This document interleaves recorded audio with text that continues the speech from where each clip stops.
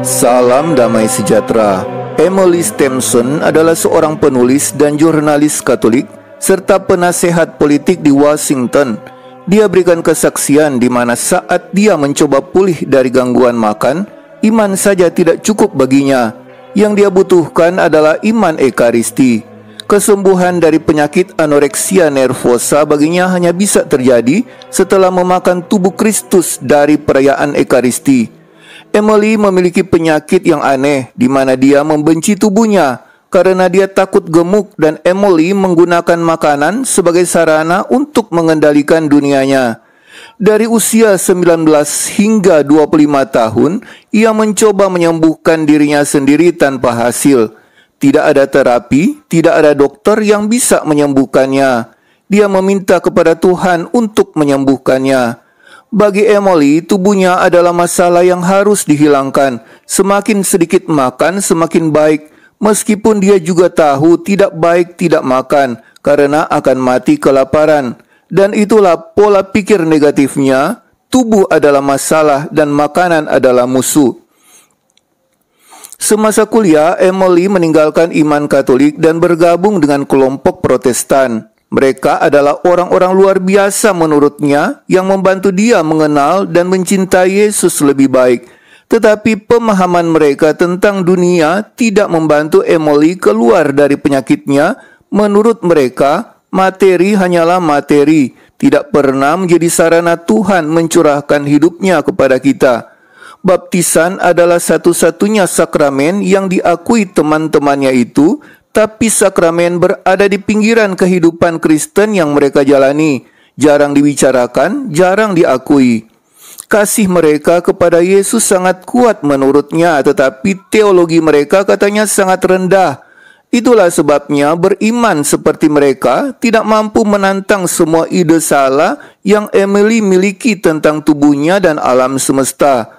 Menurut Emily, tanpa sakramen itu tidak dapat menghubungkan dia dengan rahmat yang dia butuhkan untuk menyembuhkannya. Yang bisa Emily lakukan hanyalah membuat dia merasa bersalah karena menyalahgunakan tubuhnya, sesuatu yang jelas tidak menyenangkan Tuhan. Setelah 6 tahun meninggalkan gereja Katolik, seorang rekan kerja Emily membantu dia menemukan jalan pulang ke gereja Katolik. Dan dalam misa kudus, Emily menemukan Kristus sebagai makanan. Roti menjadi tubuh, anggur menjadi darah. Tuhan memberikan dirinya kepada Emily untuk makan dan minum. Itu adalah persekutuan paling intim yang dia miliki dengan Tuhan. Begitulah cara Tuhan berikan hidupnya kepadanya melalui makan roti perjamuan hosti kudus yang adalah benar-benar tubuh Kristus.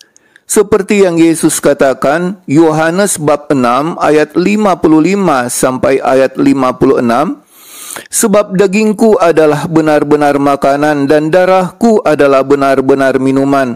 Barang siapa makan dagingku dan minum darahku, ia tinggal di dalam aku dan aku di dalam dia.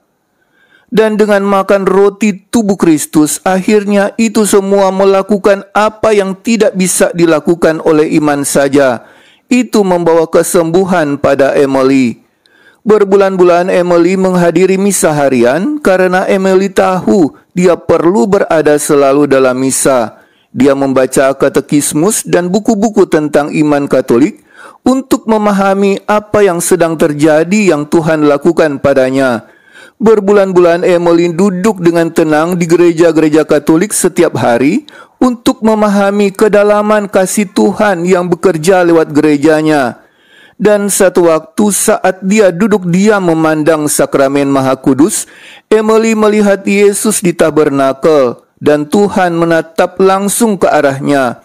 Dan semua pandangannya berubah. Emily mulai melihat betapa Tuhan senang dengan materi.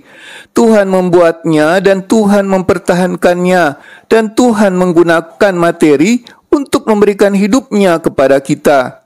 Emily menyadari kalau tubuhnya adalah bait suci yang harus dirawat, bukan masalah untuk dikendalikan. Dan dia mulai menghargai tubuhnya. Ekaristi membuat dia mendapat kesembuhan sejati dari penyakitnya. Emily Stimson berkata, "Saya diubahkan oleh rahmat yang datang kepada saya dalam Ekaristi.